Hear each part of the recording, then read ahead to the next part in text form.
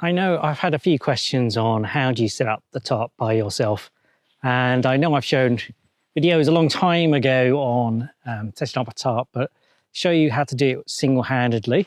And I'm going to set up this tarp all on myself. As you might have seen in some other videos, or another video I did on my bikepacking trip, I took this old tarp with me, and obviously I was on my own, pitched it myself, so I'll show you how to do that. This is the tarp kit, so it's got everything you need in it, but you don't have to get a kit. You need a tarp, 2 poles, so I'm pitching this with poles rather than between 2 trees because that's very easy to do by yourself.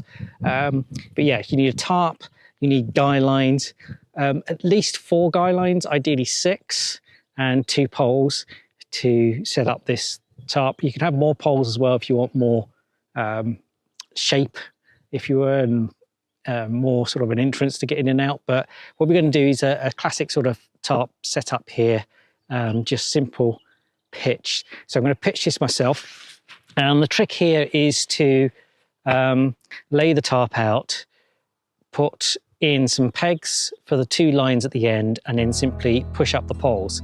I've got 2 tarp poles here, pointy ends on there, goes through the little eyelet holes on the tarp itself, and the tarp's laying out on the ground. And what I need to do is find the 2 lines that we pulls the tarp apart. Well, it doesn't pull the tarp apart, if you know what I mean. It spreads the tarp open. There's lots of guy lines on this tarp around the sides and everything else, which all help give it some stability, but the main ones here are these ones in each corner of the tarp. Now we just unfold that there.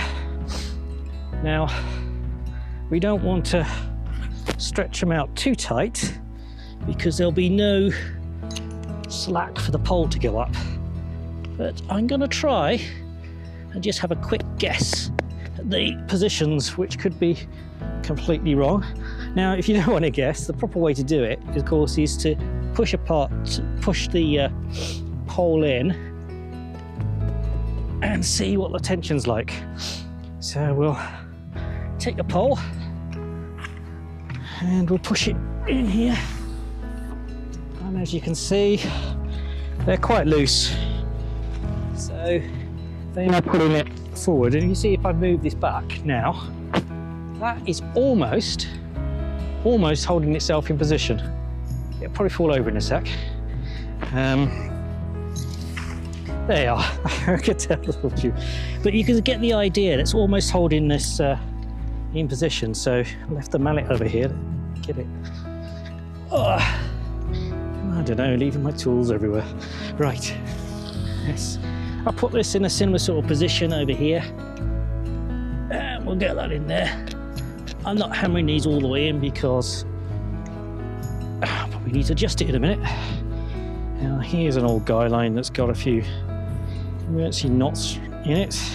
I think this one's adjustable. We need to put some new lines on these. Now,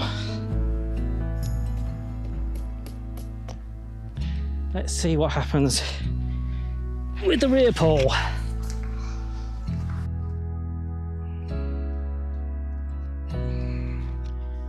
Yep, that's not very good. And the front pole, still in there.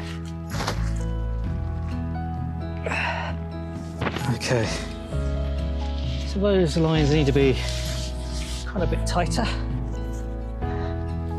What we're looking for is get a bit of tension either way between the poles and the lines, and that's what gives it its strength. There. Tighten this one up.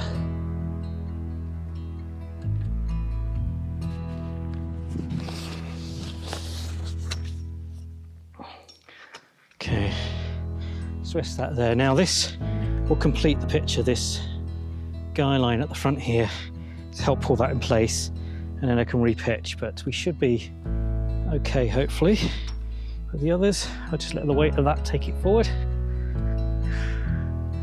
And what I'll do now is I'm just going to reposition these back ones a little bit more. Bring the tension in place. It's a lovely evening, no wind. Of course, when it's windy and stormy, like when I did on my own in that bike packing video, that's another matter.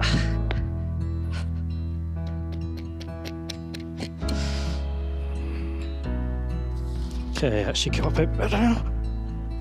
There's that one. Actually starting to look tarp-like now, isn't it? Position this front one. Okay.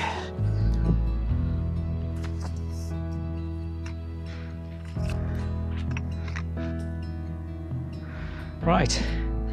So that's it with 4, the basic 4 to get it up. Like I say, ideally you need 6, and that's because you need these all-important ones on the ridge line.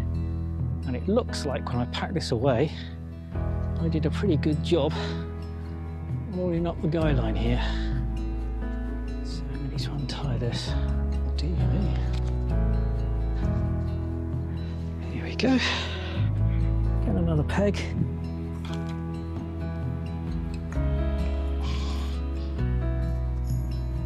Right, now you could just do 1 on this. This tent actually has got 2 at the poles, giving it even more. Did I say tent? Not my tent, this tarp. Giving it even more rigidity there.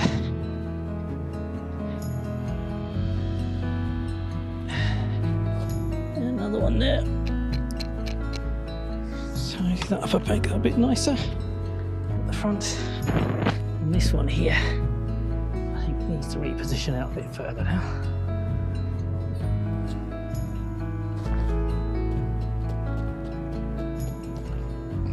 Right, time to just do the back.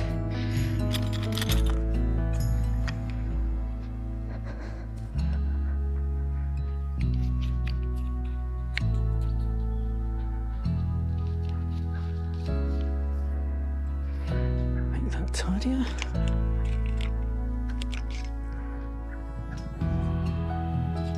Now, hopefully you can see, just repositioning that pole now. Bringing these out. I should have picked up another peg, shouldn't I? Quick job on this. I'll peg out all the pegs so you can see what this one looks like. But you can see already, without pegging everything out, it's a pretty good top shape.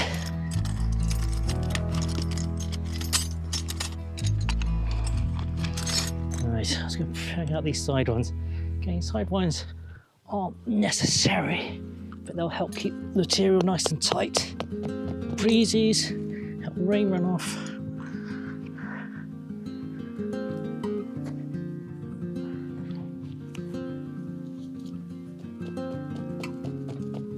One more peg, right on the side.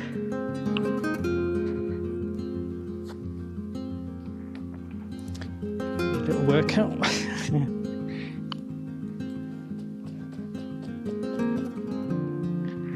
think I'll just repo this one as well. A bit temporary.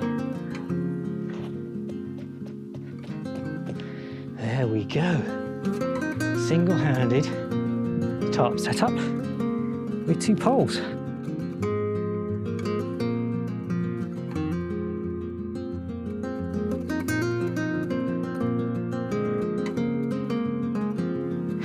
Good shelter for sitting under, cooking under. We usually put the tarp up for cooking. See a little fold here. This could just do re-pegging, just take that out. A bit tighter on that there. But as you see, fairly simple to do all by myself. 2 poles, that's quite a good sized tarp.